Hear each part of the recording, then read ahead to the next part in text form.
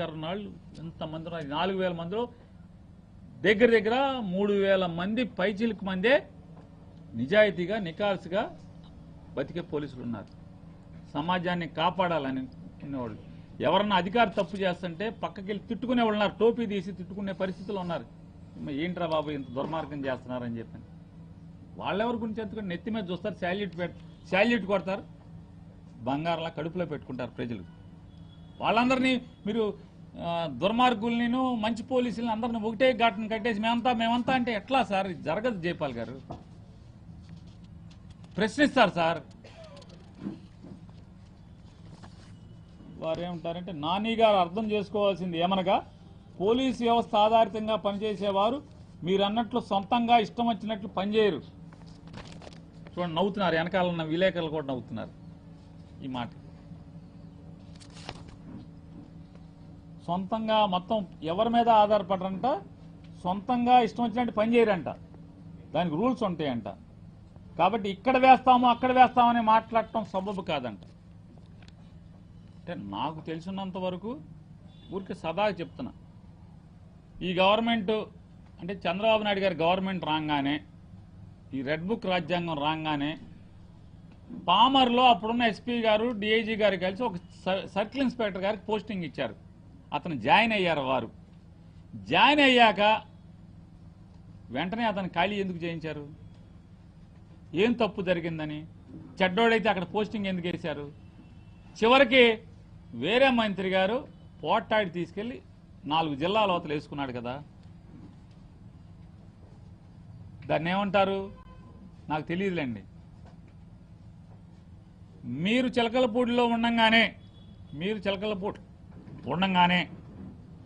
తాలూకాలో 2014లో కూటమి ప్రభుత్వం కుల రవీంద్ర గారు, అంటే నీకు గుర్తు చేయడం కోసం చెప్తాను, కుల రవీంద్ర గారు మంత్రి అవ్వంగానే 14లో ఒక సిఐ గారిని, ప్రస్తుతం పశ్చిమ గోదావరిలోనో తూర్పు గోదావరిలోనో అక్కడ ఉన్నట్టున్నారు వారు, లేకపోతే ఆ కోనసీమలోనో, వారు మచిలీపట్నం తాలూకాలో పోస్టింగ్ రాగానే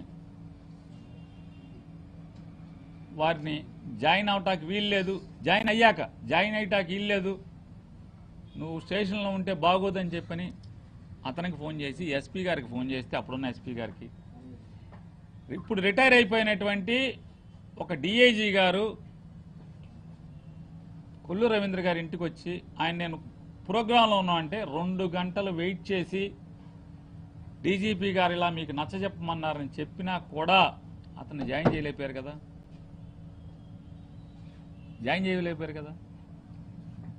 మీరంటే చాలామంది అధికారులకి గుండెల్లో ఉంటారు కాబట్టి, మీరు నిజాయితీ గలవారు కాబట్టి, నిక్కచ్చిగా పనిచేస్తారు కాబట్టి మీకు రికమెండేషన్ అవసరం రాకపోవచ్చు. జైపాల్ గారు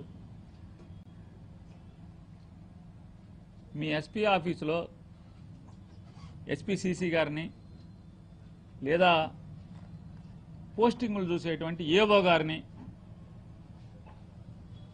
చెప్పండి సార్, మన జైపాల్ గారికి ఎమ్మెల్యే లెటర్ లేకుండా పోస్టింగ్లు ఇస్తారని చెప్తున్నాడు సార్ జైపాల్ గారు.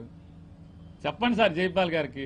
ఆయన గ్రౌండ్లోకి రావట్లా పాపం, ప్రెస్ మీట్ కోసమే వచ్చారు నిన్న గ్రౌండ్లోకి. ఒక్కసారి ఆఫీస్కి పిలిచి చెప్పండి సార్. నిన్నగాక మొన్న 3 రోజుల క్రితం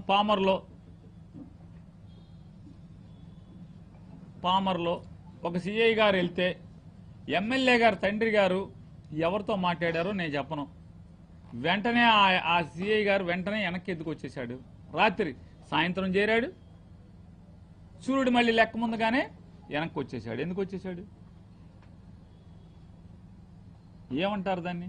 ఎవరు మాట్లాడారు? ఎమ్మెల్యే గారు తండ్రికి ఏం పని సార్? లోకం మారిపోయింది. జైపాల్ గారు మీరు ఎక్కడో ఉండిపోయినట్టున్నారు, టైం మెషిన్లోకి వెళ్ళిపోయినట్టున్నారు. మీరు ఉద్యోగంలో చేరిన కొత్తలో ఉన్నప్పుడు ఎట్లా ఉందో అలాగే ఉందనుకుంటున్నారు పోలీసు వ్యవస్థ అంతా. ఆ టైం మెషిన్ నుంచి ఒకసారి మళ్ళీ బయటికి రండి, చుట్టూ ఏం జరుగుతుందో జిల్లాలో ఒకసారి చూడండి సార్ ఒకసారి. లేదు నిజంగానే తెలిస్తే ఆత్మవంచన తప్పు కదా, హిపోక్రసీ కదా. మీరు పలు సందర్భాల్లో పోలీస్ శాఖను బెదిరిస్తూ నెవర్ జైపాల్ గారు, పేరుని నాని ఎవడు ఇంతవరకు పోలీసు శాఖను బెదిరించలేదు. పోలీసు శాఖలో అధికార పార్టీ